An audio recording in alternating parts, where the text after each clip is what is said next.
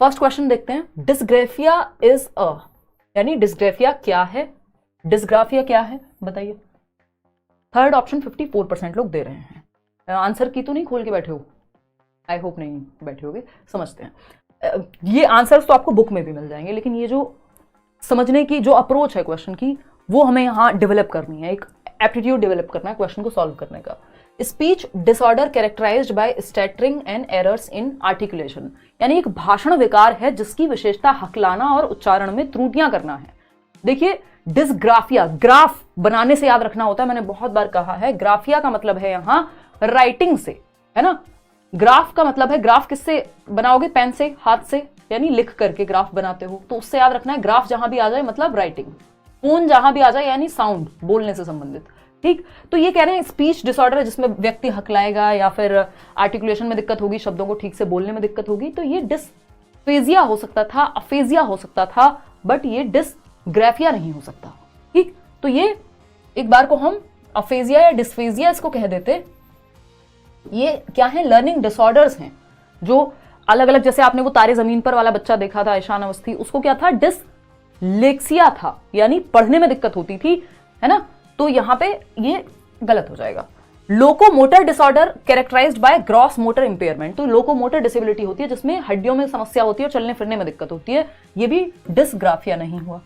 Neurological disorder characterised by trouble in forming letters and shapes, यानी एक तंत्रिकीय विकार है जिसकी विशेषता अक्षरों और आकारों को बनाने में कठिनाई है, यानी बनाने में यानी लिखने में दिक्कत है। और ग्राफिया का मतलब क्या है, यहां सीधा लिखने से है, ठीक है ना। और चाहे वो डिस्ग्राफिया हो, डिसलेक्सिया हो, डिस्कैल्कुलिया हो, डिस्फेजिया हो, ये सारे क्या है, एक तरह के न्यूरोलॉजिकल वायरिंग की प्रॉब्लम होती है, यानी बच्चे में दिमाग की कमी नहीं है, बच्चे का आईक्यू कम नहीं है। एवरेज आईक्यू वाले बच्चे को भी क्या है, डिस्ग्राफिया हो सकता है, डिसलेक्सिया हो सकता है। वो जो ईशान अवस्थी था तारे जमीन पर में, जो इतना अच्छा आर्टिस्ट बाद में बनते हुए उसको दिखाया गया, बहुत अच्छी ड्राइंग करता था, क्या उसके दिमाग में कमी थी? नहीं। इनका ब्रेन न्यूरोलॉजिकली वायर्ड होता है डिफरेंटली, यानी ब्रेन में जो चीजें चल रही होती हैं वो डिफरेंट होती हैं। हो सकता है आपको ए ऐसा दिखाई दे रहा है, इनको ए ऑपोजिट दिखाई देता हो, है ना। आपका 6 और इनका 6 ऐसा होता हो, तो इनके ब्रेन में न्यूरोलॉजिकल डिसऑर्डर है ये कि ब्रेन में प्रोसेसिंग वैसे होती है शब्दों की या कैरेक्टर्स की, ठीक है ना। तो ये trouble in forming letters and shapes, यानी एक तंत्रिकीय विकार है जिसकी विशेषता अक्षरों और आकारों को बनाने में कठिनाई होती है, ए बनाने में उसको दिक्कत होगी। इसकी अगर आप नोटबुक देखेंगे तो एक चीज आएगी, इलेजिबल राइटिंग, यानी अपठन योग्य लेखन, ऐसा लेखन जो लेजिबल नहीं है। अगर हम डिस्ग्राफिया वाले बच्चे की बात करें तो हम ये कहेंगे कि भाई ये ऐसा लिखेगा डिस्ग्राफिया वाला बच्चा, डिस्ग्राफिया वाला जो बच्चा है, क्योंकि ग्राफ से मतलब है लिखने से, यहां पे राइटिंग डिसऑर्डर है, एक लेखन संबंधी विकार है, तो ये लिखता ऐसा है कि आप पहचान नहीं पाएंगे, इलेजिबल होगा। इलेजिबल, लेजिबल क्या होता है भाई? लेजिबल होता है पढ़ने योग्य, जिसको पढ़ा जा सके। जैसे ये जो मैंने लिखा है, होपफुली आप इसको पढ़ पा रहे होंगे, इसका मतलब ये राइटिंग लेजिबल है, पढ़ने योग्य है। लेकिन इलेजिबल क्या होगा? कुछ लोग होते हैं डॉक्टर्स की राइटिंग, हम नॉर्मल लोगों के लिए क्या है, इलेजिबल ही होती है, अपठन योग्य ही होती है, कि हम पढ़ के समझ नहीं पाते क्या लिखा है भाई, है। कई लोग होते हैं उनकी राइटिंग खतरनाक ही होती है, हम समझ नहीं पाते। बच्चे जो छोटे होते हैं कई बार वो वैसे ही लिख देते हैं, बिल्कुल कुछ और ही एकदम जादू की भाषा में, है ना। जादू समझ रहे हो ना, कोई मिल गया वाला। तो इलेजिबल या अपठन योग्य डिस्ग्राफिया वाले बच्चे की राइटिंग, तो ये भी आप समझ जाएंगे। एक इस क्वेश्चन को ऐसे भी घुमा करके पूछा जा सकता है कि एक बच्चा है जिसकी नोटबुक देख करके आपको कुछ समझ नहीं आता या लेजिबल नहीं है, वर्ड्स टेढ़े मेढ़े बने हुए हैं, लाइन एक लाइन में नहीं है, ऐसी कई सारी चीजें वहां लिखी हो सकती है। इसका मतलब बच्चे को क्या है, डिस्ग्राफिया है, ये आप पहचान जाएंगे, ठीक है बात। Psychological disorder characterised by lack of attention and impulsive behaviour, यानी एक ऐसा साइकोलॉजिकल मनोवैज्ञानिक विकार है जिसकी विशेषता ध्यान का अभाव और आवेगशीलता है। अचानक से गुस्सा आ जाता है, थप्पड़ लगा देगा बच्चा, या फिर ध्यान नहीं टिका पाता एक जगह पे। इसको कहते हैं ADHD, attention deficit hyper activity disorder, यानी कि अवधान में कमी और अति सक्रियता विकार कहते हैं उसको हम, एडीएचडी। तो ये अलग अलग विकार कौन सा होगा ये भी मैंने आपको बता दिया, और डिस्ग्राफिया के बारे में भी हमने बात कर दी। अगर डिसलेक्सिया की बात करें, 3-4 डिसऑर्डर्स हैं जो आपको बेसिकली मुंह जबानी पता होने चाहिए, जितनी बार रिवीजन होगा उतना अच्छा है, ठीक है ना। अगर हम बात करें डिस्ग्राफिया की, हमने पढ़ लिया कि भैया डिस्ग्राफिया होता है लिखने से संबंधित, राइटिंग रिलेटेड एक विकार है, डिसऑर्डर है। डिस का मतलब ये होता है डिसफंक्शनल होना, यानी चीजें प्रॉपरली काम नहीं कर रही हैं। लेक्सिया का मतलब यहां रीडिंग से है कि बच्चा 6 को 9 पढ़ता है, गॉड को डॉग पढ़ता है, वॉज को 100 पढ़ता है ना, रीडिंग डिसऑर्डर कि 6 को 9 पढ़ रहे हैं। एक डिसकैलकुलिया है जिसमें कैलकुलेशन बच्चे की गड़बड़ हो जाती है, जहां मल्टीप्लिकेशन करना है वहां वो एडिशन कर देगा या उलट पुलट हो जाएगा, कैलकुलेशन में दिक्कत होगी, तो ये मैथ्स में समस्या आती है डिसकैलकुलिया की। डिस्ग्राफिया हम समझ चुके हैं, डिसलेक्सिया है। इसके अलावा एक और है डिस्फेजिया, है तो बहुत सारे बट आपके काम के यही है सीटेट में, डिस्फेजिया। ये सेशन आप लोग अगर पेडागोजी में किसी भी पेपर की तैयारी कर रहे हैं तब भी आपको मदद देगा। डिस्फेजिया क्या है, जहां पीएच साथ में आ जाए, यानी फोन यानी साउंड से संबंधित है, यानी लैंग्वेज को समझने से, कॉम्प्रिहेंशन से, भाषा आप क्या कह रहे हैं इस बच्चे को, इसको समझने में दिक्कत होगी और अपनी बात को कहने में दिक्कत होगी, आर्टिकुलेट करने में दिक्कत होगी। किसमें? डिस्फेजिया में। इसको अफेजिया भी कह दिया जाता है, ठीक है ना। चलिए खैर आगे बढ़ते हैं क्वेश्चन नंबर 2 पर। थोड़ा समय देकर के ही हम समझते हैं, जल्दी में इतने नहीं है हम, नहीं तो एनालिसिस का कोई मतलब नहीं रह जाएगा। क्वेश्चन नंबर 2 देखिए और इसका जवाब पोल में दीजिए फटाफट से। क्वेश्चन पढ़ते हैं। The approach to educating gifted children which moves them through curriculum at an unusually rapid pace is known as। प्रतिभावान बच्चों को शिक्षित करने का उपागम जो उन्हें असामान्य रूप से तीव्र गति से पाठ्यचर्या के माध्यम से आगे बढ़ाता है, क्या कहलाता है?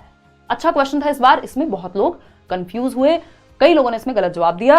हमने आंसर की डिस्कस की थी जिस दिन पेपर हुआ था, सेम डे ही कुछ ही घंटों के बाद, और 30 के 30 क्वेश्चंस, ये आप लोगों का प्यार है, मेरी थोड़ी बहुत मेहनत है कि एक क्वेश्चन भी आंसर की में इधर से उधर नहीं निकला। 30 के 30 क्वेश्चंस जो हमने डिस्कस किए थे, जैसे हमने डिस्कस किए थे as it is answers answer की में वही है।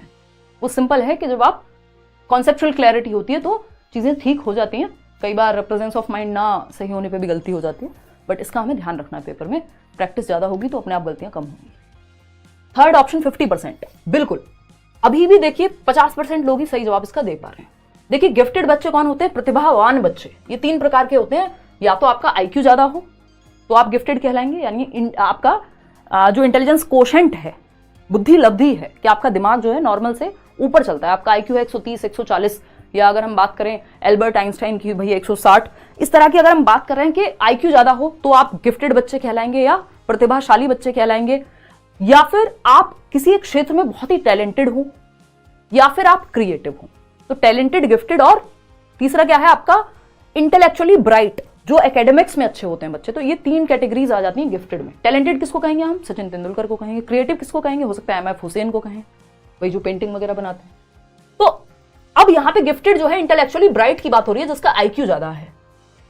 अब इस बच्चे को हम रैपिड पेस पे पढ़ाते हैं। आपने बचपन में किया होगा, शायद मेरे साथ भी हुआ था एक बार, मेरे को याद है कि 1 साल में 2 क्लास करा देते हैं हम, क्योंकि हमें क्या लग रहा है कि बच्चा जो है एक्सेप्शनल है, गिफ्टेड है, ज्यादा जल्दी सीख जाता है अपनी क्लास के बच्चों के मुकाबले। तो ये एक्सेलरेशन प्रोग्राम होता है कि आप 1 साल में 2 क्लास करा दी, या जिस स्पीड पे, जिस गति पे बाकी बच्चे चल रहे हैं उससे थोड़ा सा तेज कर दी उसकी गति, 1 क्लास छुड़वा देना, इस तरह की जो चीजें हम जनरली सुनते हैं। तो ये त्वरण या गतिवर्धन कहते हैं इसको। और ये एनरिचमेंट प्रोग्राम्स के अंदर आप कह सकते हो, एनरिचमेंट प्रोग्राम्स भी चलाए जाते हैं गिफ्टेड बच्चों के लिए, कि उनको ज्यादा चैलेंजिंग क्वेश्चंस दिए जाएंगे या उनको और एक्स्ट्रा मटेरियल दिया जाएगा, और भी बहुत सारी चीजें एनरिचमेंट प्रोग्राम्स में होती हैं संवर्धन में, जो गिफ्टेड बच्चे के लिए चलाए जाते हैं। लेकिन एनरिचमेंट प्रोग्राम एक चीज है जिसके अंदर हो सकता है आपका ये एक्सेलरेशन भी शामिल हो जाए। लेकिन हमसे पूछा एग्जैक्ट क्या था? रैपिड पेस पे, यानी स्पीड बढ़ा दी आपने बच्चे की। जो काम 1 साल में करना था नॉर्मल बच्चे को, ये 6 महीने में कर लेगा। तो आपने क्लास जंप करा दी या वॉट एवर, तो ये एक्सेलरेशन कहलाता है। डिफरेंशिएटेड इंस्ट्रक्शन तो होता है कि आप अलग अलग बच्चे के हिसाब से उसकी स्पीड को ध्यान में रख करके पढ़ा रहे हैं या उसकी नीड्स को ध्यान में पढ़ा रहे हैं। इमर्शन मेथड होता है इंग्लिश वगैरह सिखाने के लिए, बिल्कुल डुबा देना, चारों तरफ का एनवायरमेंट वैसा ही कर देना, ये आपके काम का नहीं है यहाँ। तो एनरिचमेंट ये हो नहीं सकता था, क्योंकि एक्सेलरेशन एग्जैक्ट शब्द पूछा हुआ है। अगर नहीं होता तब हम इसके बारे में सोचते, अगर एक्सेलरेशन नहीं दिया होता तो। आगे बढ़ेंगे क्वेश्चन नंबर 3, देखिएगा पोल में जवाब दीजिएगा। Teachers who are working towards inclusive classrooms, यानी वो शिक्षक जो समावेशी कक्षाओं की दिशा में काम कर रहे हैं। कल हमने डिस्कस किया था 5 नंबर का इंक्लूसिव एजुकेशन आता है, और इस बार क्वेश्चन 6 आए हुए हैं इससे, ठीक है ना। लाइक शेयर सब्सक्राइब करते रहना है साथ साथ। अगर आप भूल गए हैं और आपके दोस्त आसपास तैयारी कर रहे हैं, उनको कहिए 9 बजे लेट्स लर्न पे जुड़ें। बैच में अगर आप एनरोल कर सकते हैं बहुत अच्छी बात है, अगर किसी कारणवश नहीं कर पा रहे हैं तो यूट्यूब से भी हम पढ़ ही रहे हैं, है ना। तो कोशिश ये करनी है कि खेल खेल में, मजाक मस्ती में पढ़ाई भी होती रहे डेली, और एक रूटीन अभी से बन जाए। ऐसा ना हो हम पेपर से 15 दिन पहले पागलों की तरह पढ़ रहे हों और पहले हमारा ध्यान नहीं है, फिर कॉन्सेप्ट क्लैरिटी नहीं होगी तो हम पेपर में कंफ्यूज हो जाएंगे, क्योंकि क्वेश्चंस मुश्किल बनाए जा रहे हैं, ठीक है ना। चलिए खैर, क्रिएट करिकुलम एडेप्टेशंस, यानी अगर इंक्लूसिव क्लासरूम क्या है, हर तरह का बच्चा, वहां गिफ्टेड बच्चा जो बहुत स्मार्ट है दिमाग से, वहां एक क्रिएटिव बच्चा, वहां एक डिसेबल्ड बच्चा जिसको कोई दिक्कत है चलने फिरने में या मेंटली स्लो है थोड़ा सा, एक बच्चा जिसको दिखाई नहीं देता, हर तरह का बच्चा इंक्लूसिव एजुकेशन में होता है। तो हम teachers who are working towards, अगर वो टीचर्स जो इंक्लूसिव क्लासरूम में जहां भिन्न भिन्न बच्चे हैं अलग अलग तरह के, नॉर्मल बच्चा भी है और स्पेशल बच्चा भी है, स्पेशल बच्चा जिसकी नीड्स स्पेशल है, मतलब हो सकता है उसको चलने फिरने में दिक्कत हो सकता है उसको कुछ और समस्या हो, है ना, जो नॉर्मल से अलग है। तो क्रिएट करिकुलम अडेप्टेशन यानी पाठ्यचर्या में अनुकूलन करना, चेंजेस करना आपके करिकुलम में, बिल्कुल सही बात है कि उन बच्चों के साथ भी हर एक बच्चा उसमें इंक्लूड हो पाए, इस तरह के चैप्टर्स या करिकुलम में जो एक्टिविटीज हो सबको इंक्लूड कर पाए। बात तो सही है, पॉजिटिव बात है, बच्चे के हित में है। भाई हमें ये देखना है बच्चे के हित में क्या है, वही आंसर सही होता है हमारे लिए, वही ऑप्शन सही होता है। इनकॉर्पोरेट डाइवर्स पर्सपेक्टिव्स यानी विविध दृष्टिकोणों को शामिल करना है, कि अलग अलग विचारधाराओं को भी हम शामिल कर पाए, ठीक है, ये भी बच्चे के हित में ही है, पॉजिटिव है। Examine their own implicit bias, teachers को अपने अंतर्निहित पूर्वाग्रहों की जांच करनी चाहिए। कई बार हमें, क्योंकि टीचर क्या इंसानी है, हमें खुद नहीं पता होता हम किस जाति संप्रदाय समूह के प्रति ज्यादा झुके हुए हैं, और अगर हम बहुत ज्यादा झुके हुए होंगे तो हम शायद क्लासरूम में भी वो व्यवहार ले आए कि हमारी मनपसंद जाति या धर्म के बच्चे को हम कहें तुम बहुत प्यारे हो, और या उसका रंग हमें पसंद हो तो हम कहें तुम बहुत प्यारे हो, बाकी बच्चों को हम पसंद ना करें। तो ये चीज नहीं होनी चाहिए। टीचर्स के अंदर इम्प्लिसिट मतलब जो अंतर्निहित हैं, जो हमें कई बार पता नहीं होते, एक्सप्लिसिट वो होते हैं जो दिख जाते हैं या हम अवेयर होते हैं जिनको लेकर के, तो उनके बारे में भी पता होना चाहिए, तभी आप बच्चों के साथ इनजस्टिस नहीं करेंगे, ये बात भी सही है, अन्याय नहीं होगा। सी डाइवर्सिटी एज एन ऑब्स्टेकल, यानी टीचर्स को डाइवर्सिटी को, विभिन्नता को, कि सारे बच्चे एक जैसे नहीं होंगे क्लासरूम में, इस चीज को एक अड़चन की तरह देखना चाहिए, ऑब्स्टेकल की तरह देखना चाहिए। ये बात गलत हो जाएगी, ये बच्चे के हित में बिल्कुल भी नहीं है। फिर तो आप कहेंगे सबको एक जैसा बना दो, रोबोट्स बना दो। तो फर्स्ट, सेकंड और थर्ड सही है, जो कि 65% लोग सही जवाब दे भी रहे हैं। सही उत्तर क्या है? फर्स्ट, सेकंड और थर्ड। चलिए आगे बढ़ते हैं नेक्स्ट क्वेश्चन पे। क्वेश्चन नंबर क्या है? 4। देखिएगा, अच्छा क्वेश्चन है, मतलब अच्छा तो क्या है, हर बार पूछा जाता है, बस जैसे ही 2 फिल इन द ब्लैंक लगा दो आप सारे क्वेश्चंस को, ज्यादातर लोग गलती करना शुरू कर देते हैं क्योंकि 2 जगह पे फिल इन द ब्लैंक लगा हुआ है। हम क्या करते हैं, यहाँ पे ये वाला कर देंगे, यहाँ पे ये वाला कर देंगे, उल्टा कर देते हैं। While dash agencies of socialization are predominantly important in infancy, dash agencies of socialization also become important in early childhood, यानी शैशवावस्था, जिसको हम क्या कहते हैं, इन्फेंसी कह रहे हैं, यहाँ पे जन्म से 2 वर्ष की बात हो रही है, ठीक। शैशवावस्था में सामाजिकरण की डैश संस्थाएं, कौन सी संस्थाएं होती हैं शैशवावस्था में? घर में ही रहेगा, शुरू के 2 साल तो बच्चा प्राइमरीली घर में रहता है अपने माँ बाप के पास, और वहां परिवार से क्या होता है, प्राइमरी सोशलाइजेशन, प्राथमिक सामाजिकरण। के सामाजिकरण क्या है? सोशलाइजेशन, समाज के नियम कायदे तौर तरीके कानून। कोई घर पे आए तो उसे नमस्ते करते हैं, ये घर वाले ही तो सिखा रहे हैं हमें इस दौरान। जन्म से 2 वर्ष में तो प्राइमरी सोशलाइजेशन ही होता है, जो घर वालों के माध्यम से, यानी परिवार के माध्यम से, जिसको प्राथमिक कारक कहते हैं सामाजिकरण का, ठीक। उसके बाद ये कह रहे हैं, इन्फेंसी की बात हो गई, agencies of socialisation also become important in early childhood. Early childhood होता है 2 से 6 वर्ष। अब ये वो वाला टाइम है जब बच्चा प्ले वे में जाएगा, जब बच्चा पड़ोसियों के साथ खेलेगा, जब बच्चा रिश्तेदारों से मिल रहा होगा, बात करना आ जाएगा, उसको लैंग्वेज आ जाएगी। तो ये सेकेंडरी सोशलाइजेशन कहलाता है, परिवार के बाद वाला सोशलाइजेशन। तो ये गौड़ वाहक है, जो सामाजिकरण की संस्था है वो गौड़ संस्था है, जिसकी बात हम कहां करेंगे? प्रारंभिक बाल्यावस्था में करेंगे, जब बच्चा आसपास के माहौल से भी सीख रहा है। जबकि जो शुरुआत में शैशवावस्था का है वो प्राथमिक सामाजिकरण है, जन्म से 2 वर्ष, जब परिवार से होता है प्राथमिक सामाजिकरण। सेकेंडरी में बाकी लोग भी शामिल हो जाते हैं। तो प्राइमरी और सेकेंडरी, सिंपल आंसर क्या हो जाएगा? Second option. 85% लोग सही जवाब इसमें दे पा रहे हैं, बहुत खुशी की बात है। अब इस तरह के क्वेश्चन की अगर हम प्रैक्टिस नहीं करेंगे तो टॉपिक सिलेबस थोड़ी चेंज हुआ है, लेकिन हम पढ़ के नहीं समझ पाएंगे, गड़बड़ हो जाएगी। क्वेश्चन नंबर 5 देखिएगा। अकॉर्डिंग टू लेव वाइगॉस्की के अनुसार, पढ़िए, जवाब दीजिए कौन सा ऑप्शन जो है सही होगा। इतने में पानी पीती हूँ, आप जवाब दीजिए। सर्दियां आ रही, मौसम बढ़िया है, अभी पढ़ाई करो मस्त।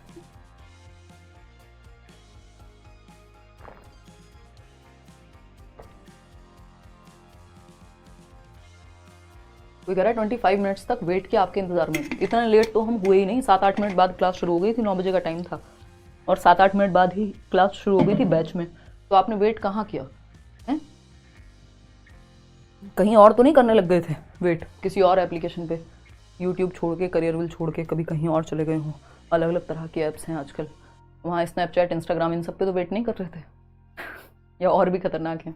देखिए एक बार, फर्स्ट ऑप्शन कह रहे हैं 28% लोग, मतलब इसमें आप लोग कंफ्यूज हैं। अकॉर्डिंग टू लेव वाइगॉस्की के अनुसार social factors influence language development but not cognitive development, यानी सामाजिक कारक जो होते हैं कि हम लोगों से मिलते जुलते हैं, बातचीत करते हैं, ये वाले जो कारक हैं वो भाषा विकास को प्रभावित करते हैं, परंतु संज्ञानात्मक विकास को नहीं। अच्छा, मतलब लैंग्वेज तो बेहतर होगी लेकिन दिमाग बेहतर नहीं होगा, ये पॉसिबल नहीं है, क्योंकि वाइगॉस्की क्या कह रहे हैं, तीन चीजें जो हमारे संज्ञानात्मक विकास को, संज्ञानात्मक विकास क्या होता है, कॉग्निटिव डेवलपमेंट, हमारी समझ, हमारा ज्ञान बनाने की प्रक्रिया है एक तरह से संज्ञान, मतलब जो भी काम दिमाग से होगा, चाहे वो सोचना हो, समझना हो, तर्क करना हो, कल्पना करना हो, यानी कॉग्निटिव डेवलपमेंट का मतलब है आप जैसे नॉलेज को कंस्ट्रक्ट कर पाएंगे, यानी thinking, reasoning, problem solving, imagination, memory, जो भी काम दिमाग से होते हैं वो कॉग्निटिव डेवलपमेंट में आते हैं, कि आपका दिमाग का डेवलपमेंट, सिंपल भाषा में। तो वाइगॉस्की कहते हैं सोसाइटी यानी सोशल फैक्टर्स, समाज के साथ जब हम इंटरेक्ट करते हैं, दादी नानी से कहानियां सुनते हैं, आपका कल्चर यानी जो हमारी सांस्कृतिक इवन जो कहानियां हैं, जो हम रामायण पढ़ रहे हैं, महाभारत पढ़ रहे हैं, कुछ और जो भी हमारे कल्चर में चीजें चलती हैं, जिस तरह से हम त्योहार मना रहे हैं, तो सोसाइटी, कल्चर और लैंग्वेज यानी भाषा, ये तीन टूल हैं, 3 इंपॉर्टेंट टूल्स हैं, यंत्र हैं, या भाषा को सबसे बड़ा यंत्र कहा गया है संज्ञानात्मक विकास के प्रोसेस में। तो SCL, BPL कार्ड होता है ना, उस तरह से SCL है यहाँ पे, सोसाइटी, कल्चर, लैंग्वेज। तो ऐसा नहीं हो सकता कि लैंग्वेज, सोशल फैक्टर्स जो है इन्फ्लुएंस कर रहे हैं लैंग्वेज डेवलपमेंट को, बट संज्ञान नहीं डेवलप हो रहा, जबकि जहां सोसाइटी, कल्चर और लैंग्वेज की बात हो रही है तो तीनों डेवलप हो रहे होंगे, अपने आप ही संज्ञानात्मक विकास डेवलप हो रहा होगा। भाई व्यक्ति जब सोशल फैक्टर्स की अगर हम बात करें, जब समाज में बैठेगा, भाषा सीखेगा, तो क्या उसका दिमाग की वृद्धि नहीं होगी, क्या उसका संज्ञान की वृद्धि नहीं होगी, जब वो क्वेश्चन आंसर करेगा, 4 लोगों से बातचीत करेगा, होगी। गलत हो गई ये बात। Cognitive development facilitates language development, उल्टा है। क्या है? उल्टा है। ये बात पियाजे के पक्ष में तो सही है, वो कह रहे हैं डेवलपमेंट से लर्निंग हो रही है, जबकि यहां पे वाइगॉस्की क्या कहते हैं, ये बात हमने कितनी बार डिस्कस की, अगर लास्ट ईयर आप लोग जुड़े होंगे, लर्निंग से डेवलपमेंट होता है, यानी लैंग्वेज टूल है संज्ञानात्मक विकास में, यानी भाषा से आप अपनी समझ को विकसित करते हैं। अगर हम किताबें ना पढ़ें, अगर आज के समय में हम देखें, रेडियो सुनते थे पहले लोग कथाएं सुनते थे, आज भी सुनते ही होंगे कुछ हद तक। अगर हम बात करें आज के समय में, पॉडकास्ट एक जरिया है, इंटरव्यूज लोग देते हैं, देखते हैं, पढ़ते हैं किताबें, ये सब क्या है? ये लैंग्वेज से ही तो हमारी समझ विकसित हो रही है। तो ऐसा थोड़ी है कि कॉग्निटिव डेवलपमेंट से लैंग्वेज डेवलपमेंट होता है, बल्कि लैंग्वेज डेवलपमेंट से हमारी समझ विकसित हो रही है। वाइगॉस्की तो यही कहते हैं, तो ये बात तो गलत हो गई। Language development and cognitive development advance independent from each other, ये कई लोगों को कंफ्यूजन रहती है और कई लोग इसे गलत पढ़ा भी देते हैं कि भाषा विकास और संज्ञानात्मक विकास एक दूसरे से स्वतंत्र रूप से विकसित होते हैं। बिल्कुल भी नहीं, वाइगॉस्की के केस में तो बिल्कुल भी नहीं कि दोनों इंडिपेंडेंट हैं, लैंग्वेज अलग है, कॉग्निटिव डेवलपमेंट अलग है। नहीं, वो थॉट और लैंग्वेज की बात है कि विचार और भाषा, और वो भी कुछ हद तक, कुछ समय तक, बाद में जाकर के वो भी मिल जाते हैं वाइगॉस्की के अनुसार। तो ये दो बातों को आपको यहाँ पे, थॉट और लैंग्वेज को कॉग्निटिव और लैंग्वेज से नहीं जोड़ देना है। तो एक ही ऑप्शन सही बचता है, language development facilitates cognitive development. कितने लोग जवाब दे पाए हैं इसका? कोई भी नहीं दे पाया। 29% लोग अभी भी बी कह रहे हैं, सिर्फ 20% लोग फोर्थ ऑप्शन पे अब या तो अक्कड़ बक्कड़ बम्बे बो करके जो है उन्होंने जवाब दे दिया होगा। Language development facilitates cognitive development, भाषा विकास, जैसे जैसे आपकी भाषा का विकास होता है, जैसे जैसे आप पढ़ के समझने लगते हैं, आपकी समझ भी विकसित होती है ना। तो भाषा विकास संज्ञानात्मक विकास को सुगम बनाता है कि हम चीजों को बेहतर समझ पाए, बेहतर तर्क कर पाए, बेहतर थिंकिंग कर पाए। ये सब चीजें बेहतर होती हैं जब हमारी लैंग्वेज डेवलपमेंट बेहतर होगा। तो जैसे जैसे हम स्कूल में जा रहे हैं, क्या हो रहा है, बिना लैंग्वेज के कैसे सीखेंगे? तो लैंग्वेज डेवलपमेंट से कॉग्निटिव डेवलपमेंट, यानी हमारी समझ भी विकसित होती है भाषा विकास से। और लैंग्वेज क्या है? एक बड़ा टूल है। सोसाइटी, ये जो शुरुआत में हमने बात की थी, सोसाइटी, कल्चर, यानी जो लोगों से हम मिलते जुलते हैं, कल्चर, जिस कल्चर में हम रहते हैं, और लैंग्वेज। और इवन लैंग्वेज के बिना हम कल्चर और सोसाइटी में उतना अच्छा नहीं इंटरेक्ट कर पाएंगे। तो लैंग्वेज जैसे जैसे डेवलप होगी, दिमाग भी अच्छा डेवलप होगा। इन दोनों में पॉजिटिव रिलेशन है। Fourth option is the right answer. आगे बढ़ेंगे क्वेश्चन नंबर 6 की तरफ। देखिएगा, जल्दबाजी नहीं करनी है, जल्दी करनी है, जल्दबाजी नहीं। और अभी तो जल्दी भी नहीं करनी, क्योंकि शुरुआत है। ये जल्दी करने को भी मैं आपसे जब कहूंगी, जब आप 1-8 महीने पढ़ चुके होंगे कि भाई अब हमारा बैच में भी अगर हम चैप्टर काफी हद तक आधा सिलेबस कर चुके हैं या वॉट एवर, उस समय मैं आपसे कहूंगी कि अब आप जल्दी सॉल्व करिए। अभी तो आपका समझने पे फोकस होना चाहिए। और ये क्वेश्चंस इसलिए हैं ताकि आपका दिमाग थोड़ा सा सेंटर में आ जाए, यानी एक तरह से आप अवेयर हो, हवा में ना रहें, पता हो कि पूछा कैसे जाता है क्वेश्चन, ठीक है ना। At which level of Lawrence Kohlberg's moral reasoning do children typically believe that people should live up to the expectations of the society and behave in good ways? यानी लॉरेंस कोलबर्ग के नैतिक तर्क के किस स्तर पर बच्चे आमतौर पर मानते हैं कि लोगों को समाज की अपेक्षाओं पर खरा उतरना चाहिए और अच्छे तरीकों से व्यवहार करना चाहिए। यानी जो लॉरेंस कोहलबर्ग का क्या है, नैतिक विकास का सिद्धांत है, मॉरल डेवलपमेंट की थियरी है। कल ही हम बात कर रहे थे कि 2 क्वेश्चन कोहलबर्ग पे हैं, 3 क्वेश्चन पियाजे और वाइगोस्की पे हैं, टोटल मिलाकर के 3 थियरीज से 8 क्वेश्चन हैं जो इस बार पूछे गए हैं। तो मॉरल डेवलपमेंट यानी नैतिक विकास। नैतिक विकास क्या होता है, सही और गलत क्या है, झूठ बोलना गलत है, सच बोलना सही है, ये क्या है, मॉरल डेवलपमेंट का पार्ट है, उससे ही हम सीख पाते हैं। अब मॉरल डेवलपमेंट की जब हम बात कर रहे हैं, नैतिक विकास की बात कर रहे हैं, तो किस स्तर पर, कोहलबर्ग ने कितने स्तर दिए भाई, 6 स्तर दिए हैं और 3 जो है वो लेवल दिए हैं। अगर मैं कहूं जो चरण है वो 6 हैं और स्तर 3 है, ये कह लीजिए आप, है ना। तो स्तर 3 यानी लेवल्स जो हैं वो 3 हैं, हर एक लेवल पे 2 स्टेजेस हैं टोटल 6। ठीक, ये बेसिक बात है। 3 दूना 6 यानी 3 2 जा 6, यानी हर एक लेवल पे 2 आपकी स्टेजेस हैं। इतनी बात क्लियर है।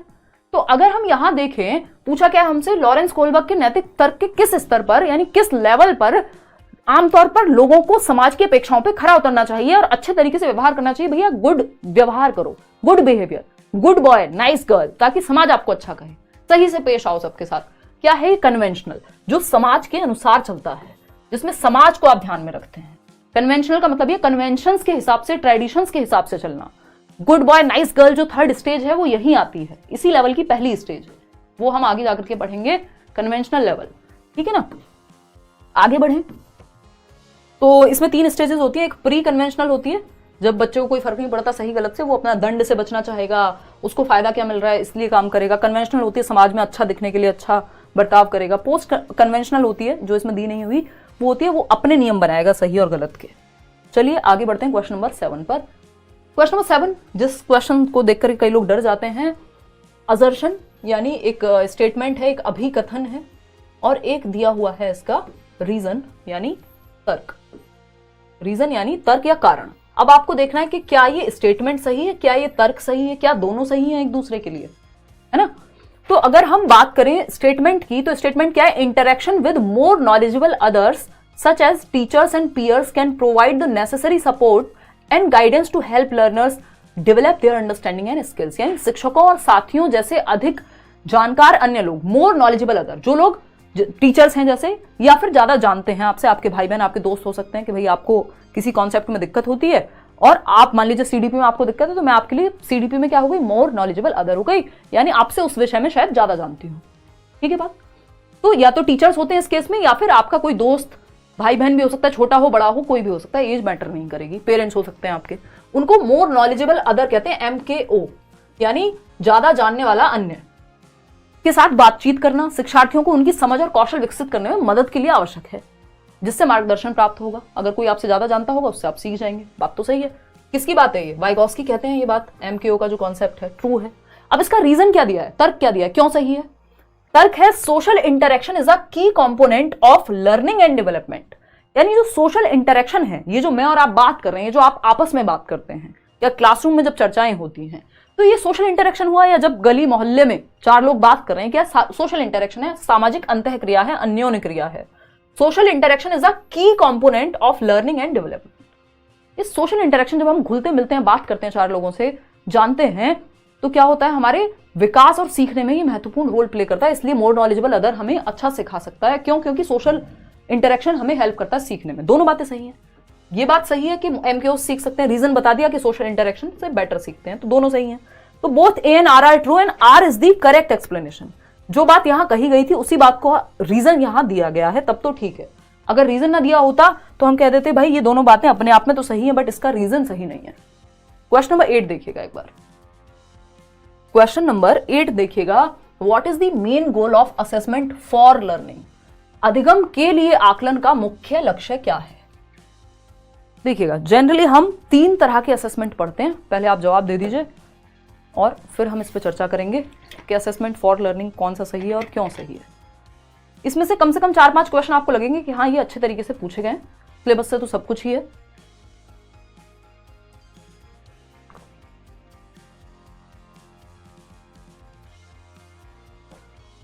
हाँ देखिए दिव्या, जो लोग नए हैं, थियरी पढ़ाई जाएंगी बैच में, आपका जो नेक्स्ट सेशन होगा आई थिंक दिवाली के बाद होगा, और थियरी हम पढ़ेंगे। अभी ये जस्ट एक आपकी आंखें थोड़ी सी खोलने के लिए है कि पेपर कैसा आया था इस बार, ठीक है ना। ये आप दोबारा आकर के देखिएगा जब आप कुछ चैप्टर्स पढ़ चुके हों जिनको ज़्यादा दिक्कत हो रही है। कोई कह रहा है कि आप इंग्लिश पे ज़्यादा ध्यान ना देके हिंदी पे ध्यान दें, आपसे रिक्वेस्ट है। साहित्य तिवारी कह रहे हैं। तिवारी जी बात तो आपकी सही है, लेकिन बहुत सारे लर्नर्स हैं जिनको कोई अच्छे से इंग्लिश में भी बताने वाला नहीं है, तो कोशिश रहती है बाइलिंगुअल चलें। इतनी बेसिक इंग्लिश हमें आनी चाहिए कि हम दोनों बातों को समझ पाएं। एटलीस्ट कोशिश रहेगी फिर भी दोनों ही भाषाओं को साथ लेके चलने की। 76% लोग कह रहे हैं सी ऑप्शन, यानी what is the main goal of assessment for learning. For learning का मतलब होता है, देखो 3 प्रकार का असेसमेंट है, पहले इसको ही समझ लेते हैं। To identify students who can be categorised as slow learners, तो कैटेगराइज करने के लिए या रिजल्ट देने के लिए वो होता है ऑफ लर्निंग, यानी सीखने का आकलन कि कितना आता है आपको, ये असेसमेंट ऑफ लर्निंग से पता लगेगा। और यहां पे ये नहीं पूछा, यहां पे फॉर लर्निंग के बारे में पूछा है। To evaluate students performance and assign grades, again same बात हो गई कि वैसे तो ये किसी भी आकलन का उद्देश्य नहीं होना चाहिए कि आप क्या करें, बच्चे को लेबल करें। परफॉर्मेंस का पता लगाना है, फर्स्ट आया सेकंड आया तो फिर ऑफ रहेगा, है ना, उसको तो हटा ही देना, वो ऑफ में भी नहीं होना चाहिए कायदे में, तो जो फर्स्ट ऑप्शन है, क्योंकि आप बच्चे पे ठप्पा लगा रहे हो स्लो लर्नर और फास्ट का। To provide feedback to students that can be used to improve their learning. Yes, for learning का मतलब है अभी सीखना बाकी है, सीखने के लिए आकलन, यानी आपका टेस्ट इसलिए लिया जा रहा है, जो आप अभी पोल में बता रहे हैं कि थर्ड ऑप्शन होगा, 77% लोग जवाब दे रहे हैं, क्या इससे आपका रिजल्ट बन जाएगा? क्या आप इससे फर्स्ट सेकंड थर्ड आ जाएंगे आज के सेशन से? नहीं, अभी तो हो सकता है कई लोगों ने चैप्टर्स भी ना पढ़े हों। तो यहां पे मतलब क्या है कि ये आपको फीडबैक के लिए है कि आपको इंप्रूव करने की अभी जरूरत है लर्निंग को, तो ये फॉर लर्निंग है। ये जो आकलन है पोल में जो आप जवाब दे रहे हैं वो इसलिए है कि अभी लर्निंग हो सके, बेहतर इंप्रूव हो सके। नंबर पे नहीं है कि कितने सही हो कितने गलत, वो पेपर के टाइम पे होगा कि कितने सही हो रहे हैं वो जांचने के लिए। To compare student performance to a standard और बेंचमार्क, ये भी गलत तरीका है ना। या हम कहें कि फॉर लर्निंग में नहीं आएगा, ऑफ लर्निंग में ही आएगा कि इतने % आने चाहिए थे, क्या आए? जैसे बेंचमार्क क्या है, सीटेट का बेंचमार्क है 60% मार्क्स लाने हैं, तब जाके क्रैक कर पाएंगे, तो उसकी बात नहीं हो रही है। Assessment for learning, of learning, as learning, इन तीनों पे भी चर्चा करेंगे। मैं शॉर्ट में आपको बता देती हूँ थोड़ा सा। फॉर लर्निंग होता है जो अभी हमने बात की कि आगे इंप्रूवमेंट के लिए, ऑफ लर्निंग होता है कितना आता है आपको परफॉर्मेंस, कितने % आप अचीव कर पाए, और एज लर्निंग होता है सीखने के साथ या बच्चा खुद का जब सेल्फ असेसमेंट करे या उसके दोस्त उसका सेल्फ असेसमेंट मतलब असेसमेंट करें एक दूसरे का आपस में, तो वो पीयर असेसमेंट या एज लर्निंग कहा जाता है। चलिएगा खैर आगे बढ़ेंगे, समझेंगे क्वेश्चन नंबर 9 को। At which age can children engage in word play and like jokes and riddles that involve a play on words. देखिएगा ये क्वेश्चन में इस बार काफी गलतियां आप लोगों ने की हैं, और बताइएगा, एक बार कोशिश कीजिएगा जवाब देने की कि किस उम्र में या किस आयु में बच्चे शब्दों के खेल में शामिल हो सकते हैं और ऐसे चुटकुले और पहेलियों को पसंद कर सकते हैं जिनमें शब्दों का खेल शामिल हो, है ना। कई बार होता है ना पन इंटेंडेड वाली जो बात होती है कि भाई इसमें एक थोड़ी सी चुटकी ले रहे हैं आप किसी की, या सार्केज्म की अगर हम बात कर रहे हैं, या पहेलियों की चुटकुलों की अगर हम बात कर रहे हैं कि आप समझ पाते हैं पहेलियों को, वर्ड प्ले शब्दों से खेल पाते हैं, किस उम्र में? तो सही उत्तर इसका 7 साल है। भाई ये शुरुआत जो हो जाती है एंगेज करने की वो 3-4 साल के आसपास ही हो जाती है, लेकिन अगर प्रॉपर्ली हम बात कर रहे हैं तो वो होगा कि इन्वॉल्व हो पा रहे हैं प्रॉपर्ली तो 7 ईयर, 7 साल, जब आपकी साइलेंट इनर स्पीच भी डेवलप हो जाती है, यानी अब आप सोशल स्पीच भी है आपके अंदर, आप मन में भी बात कर पाते हैं और आप समाज में भी बात कर पाते हैं, आप खुद से भी बात कर पाते हैं, तो तीनों चीजों को आप समझ पाते हैं कि कौन किस इंटेंशन से कह रहा है। तो आप अगर वाइकोस्की से भी जोड़ेंगे तो आपको ये समझ आ जाएगा 7 साल। क्वेश्चन नंबर 10 देखिएगा। Carol Gilligan criticised Kohlberg's theory of moral development, यानी कैरल ग्लिगन ने कोहलबर्ग के नैतिक विकास के सिद्धांत की आलोचना की है। कोहलबर्ग का नैतिक विकास का सिद्धांत जिसमें हमने गुड बॉय नाइस गर्ल की बात की थी, इनको क्रिटिसाइज किया। लगभग हर थियरी का क्रिटिसिज्म होता ही है, कैरल ग्लिगन इन्हीं की स्टूडेंट थी और इन्होंने क्रिटिसाइज किया इस थियरी को कि जेंडर बायस थियरी है, इसमें फीमेल्स के पर्सपेक्टिव को ध्यान में नहीं रखा गया। जितने भी सैंपल्स थियरी बनाते समय सारे मेल स्टूडेंट्स थे, फीमेल्स ज्यादा केयरिंग होती हैं, उनमें केयर का पर्सपेक्टिव होता है, मेल्स में कई बार लॉजिक ज्यादा प्रिवेल कर जाता है, तो इन सब बातों को ध्यान में नहीं रखा गया, इसलिए फेमिनिस्टिक पर्सपेक्टिव से इसको क्रिटिसाइज किया गया। सिंपल जवाब इसका यही है, बाकी कुछ और नहीं है, जेनेटिक फैक्टर और ये सब यहाँ आते भी नहीं है, तो B option is the right answer. नारीवादी दृष्टिकोण से कैरल ग्लिगन जो कि एक महिला है उन्होंने क्रिटिसाइज किया है अभी भी, है ना।